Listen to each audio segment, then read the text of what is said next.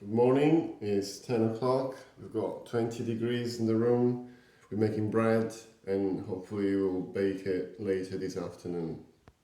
So we have 800 grams of flour, of which 50 grams of wholemeal strong flour, so any white bread flour will work, especially if you're after an open crumb. Strong white flour is what you want to use. So that is it. So now 800 grams of flour, we aim at 70% hydration, so 560 grams of water. Just add it.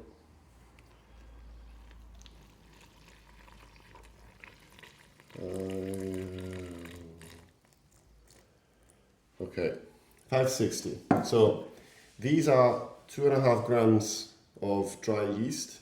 So for reference, this is the quantity, more or less. And this is if you aim, again, to bake it the same day. Otherwise, you can use even half of it. Then mix it and then put it in the fridge to bake it the next day. But this is for another video. So we sprinkle it. And I forgot my thing.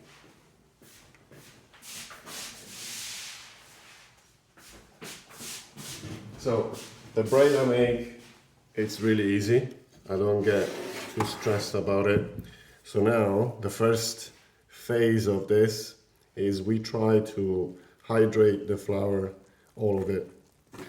Gluten is what we're after, since gluten is like a web holding air in, so that allows the bread to expand and to be soft and light.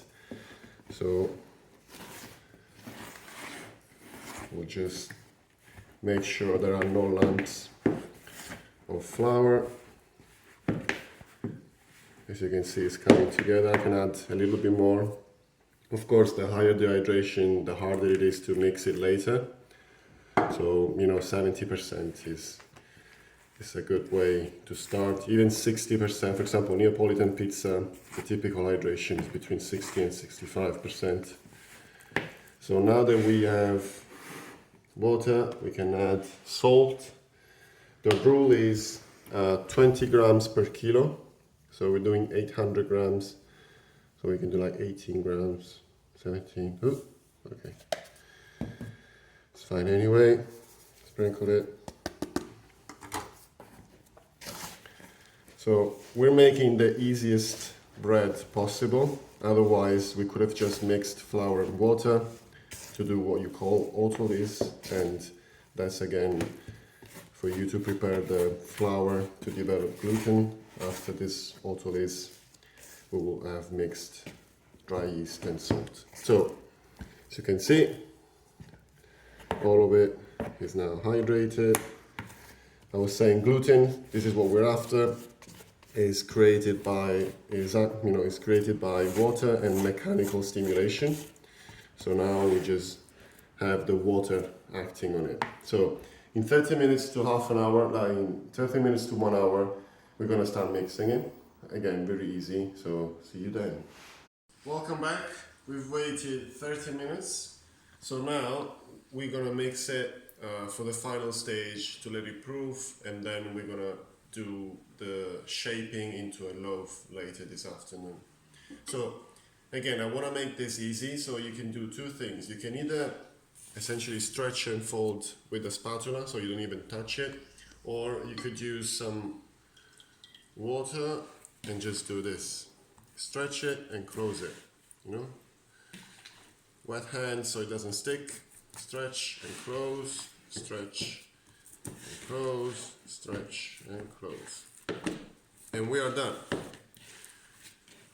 So this is a nice, mostly tight ball. So we want to close the dough so no air goes out.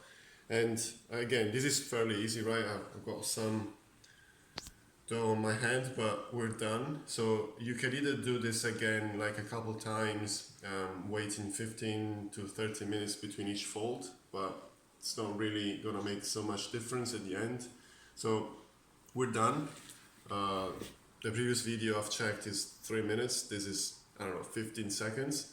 So now we just close it and we let it rest until it doubles or almost doubles in size. After that, I'm gonna do the shaping towards the final, proofing before baking it. So, see you then. Bye. Okay, so it's 3 o'clock. This has more than doubled. Probably forgot about it for a little while, but it's alright. So we sprinkle some flour. You want to get this out.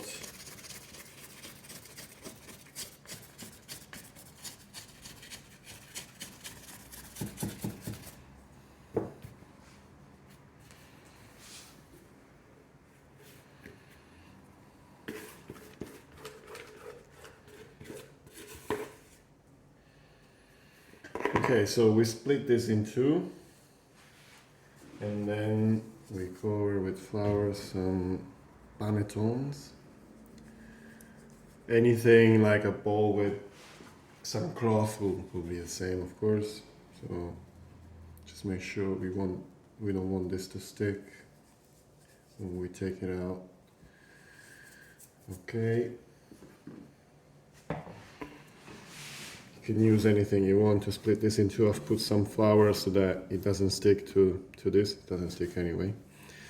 So now there are so many different ways to fold this. What we want to do is we don't want to stress it too much, otherwise we lose air inside. And yeah, just stretch it a little bit to give some tension. See? And then, for example, you can start to roll this. Look at this. So what I'm doing is I'm holding the side still and I'm rolling the upper side like this. So now, see, it holds its shape. And then we close this here like this. See? This little thingy.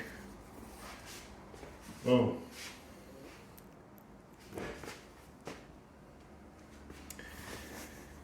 Same with this one.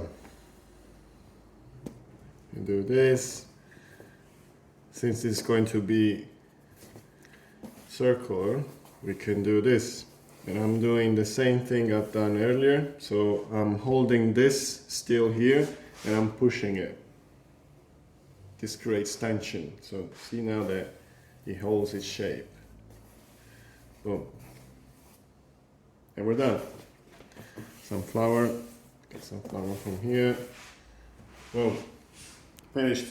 Good afternoon. As you can see, the loaves have doubled. There's another one that I did yesterday that's actually sourdough. These two are the ones from this morning. So they almost doubled. I'm happy, I see them very puffy. So we're gonna get one casserole and one creuset thingy. And you might ask, why are you baking your bread in a container such that one? And the reason is so that we contain all the steam that's generated from the cooking process, after it, of course, because we want to keep the crust soft as much as possible so that the bread can expand easily. And I do this cut just so that the bread expands in a certain way. I know that it won't get too much irregularities when you cook it. But you just can't really, you can just avoid that. If you don't have any laying, you can just not do that. Who cares? So this is really hot. I'm gonna close it. It's probably not the best way to do so, but it works. So we have this one here. I can put it here. And then we'll do the same with this one. Okay.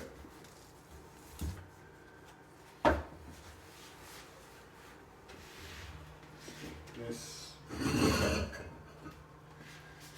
I try to be as quick as possible so that the temperature doesn't drop. Let's just not cut this one. Who cares? That inside. I can be more precise with the paper. Close this. Put it back. We're baking this at 250 degrees, like the highest temperature your oven has, essentially, for an initial 15 to 20 minutes for this to expand. After this 15-20 minutes, we remove the lids and yeah, we let it cook for, I don't know, another half an hour. That really depends. You can lower the temperature after 20 minutes so that the crust cooks slowly and it becomes more crunchy, or you can just keep the same temperature.